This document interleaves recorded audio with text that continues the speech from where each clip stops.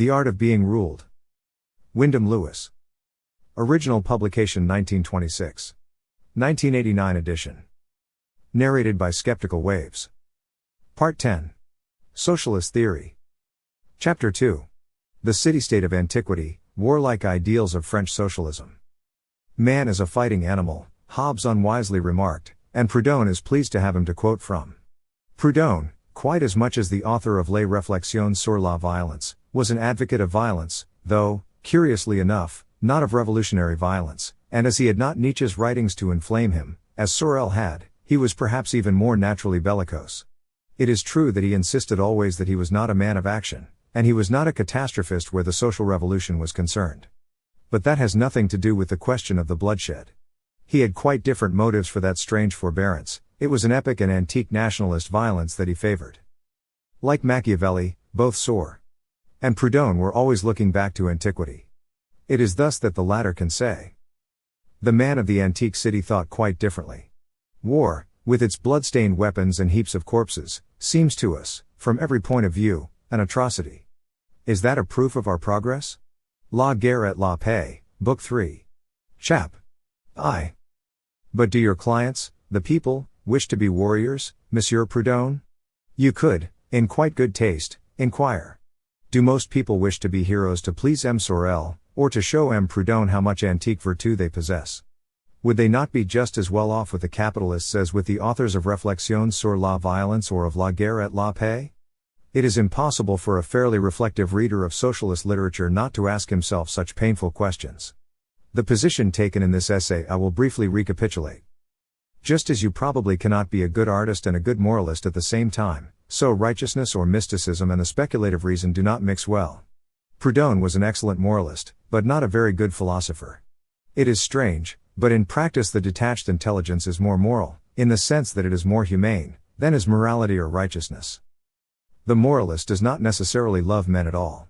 Indeed, feeling as he does about things, it must be rather difficult for him to do anything but hate them. We observe the Hebrew prophets full of dislike for other human beings. How could they have been so conscious of their extreme wickedness and not have detested them? A good lover, we say, is a good hater. Love and hate are near together. But love is a term, probably, that should only be applied to the experiences of quiet or gentle creatures. With the religious teacher of the active and fanatical type to which we are most accustomed, there is usually not much except the good, but the very good, hater left. Homicide, or a suicide pact is a characteristic solution above a certain temperature. The early Christian insisted on the destruction of the world. Nothing short of that would satisfy him. He wanted to wipe out entirely everything that existed, in order to install his kingdom of heaven. Absolute denial of life is the logical solution of the thought of the religious fanatic, and whenever you follow him for long, you will find him leading you to destruction, so far as this life is concerned.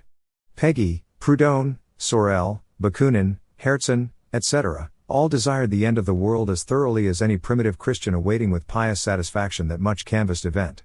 Since they were the professionals of other people's misfortunes and had systematically exposed their consciousness to the sense of universal injustice, it could not be otherwise. Hatred of the oppressor is a more chronic and lasting sentiment than love of the oppressed. The miniature end of the world advertised by all the great revolutionaries of the last century is there plainly enough for us who are not religious fanatics. The destructive and religious visionary says that he is delighted at the spectacle of the apocalypse because destruction is creation, and is the only way to come at paradise. But it is difficult to believe him. His paradise has an evangelical impossibility about it. And its adept usually has such a thin imagination that he would, you feel, be compelled to resort to the destruction of human life as we know it, in sheer impotence. But even apart from that, to reach his rigid doctrinaire ideal he must, logically, first kill all the human beings in the world. The real, unreligious paradise of Chinese art was reached by more perfect organisms. An extreme view of this situation would be the statement that we are situated between two sets of men, one which wishes to destroy us for our own good, and another which wishes to destroy us for their own gain and the fun of doing it. Would not a Seventh-day Adventist, if he were suddenly provided with the means of blowing up the earth, probably do so, and regard it as a virtuous action? A chastisement administered to the human race for their want of faith in the end of the world. In his Ruine du Monde Antique, Sorel quotes a letter by Proudhon which it may be instructive to quote.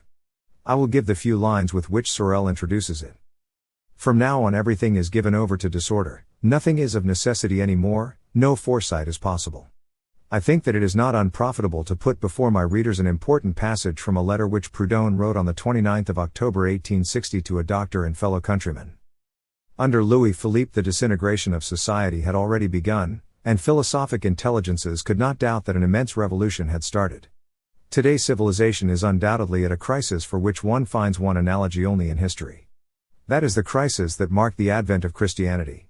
All traditions are worn out, all beliefs abolished. In return, the new program is not made, I mean that it has not entered into the consciousness of the masses. Hence what Jay called the disintegration.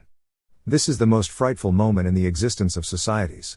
Everything contributes to the despair of men of goodwill, prostitution of conscience, triumph of mediocrity, confusion of the true and the false, oppression of truth, reward of the liar, the courtier, the charlatan, and the vicious. I have few illusions, and I do not expect, tomorrow, to see the rebirth in our land, as by a stroke of a magic wand, of liberty, respect of right, public honesty, freedom of opinion, good faith in the press, morality in the government, reason with the bourgeois, and common sense with the people. No, decadence is our lot, and that for a period to which I can assign no term, and which will not be less than 1 or 2 generations. I shall see nothing but evil, I shall die in deepest darkness, branded by my antecedents with the seal of reprobation in a rotten society. The situation is still graver than in 1860 because we are issuing from a war which is mother of endless ruin. Imagining that Napoleon III could indeed once more hurl France into adventures, Proudhon said on the 27th of October at Chaudhry. My profound conviction is that we are entering more and more on an era of dissolution and of trouble. Butcheries will come, and the prostration which will follow these baths of blood will be terrible. We shall not see the work of the new age, we shall fight in the night, we must contrive to support this life without too much sadness by doing our duty. Let us help one another, let us call to one another in the shadows, and every time that the occasion presents itself, let us do justice. The words of Peggy that I use later as an epigraph are a lamentation of the same description. Tout le monde est malheureux dans le monde moderne, the climax of his despairing rhetoric, has the true Hebraic note of boundless pessimism. And all these ardent, intoxicated, eloquent men desire the destruction of the world, in a sort of restless, but virtuous, impotence.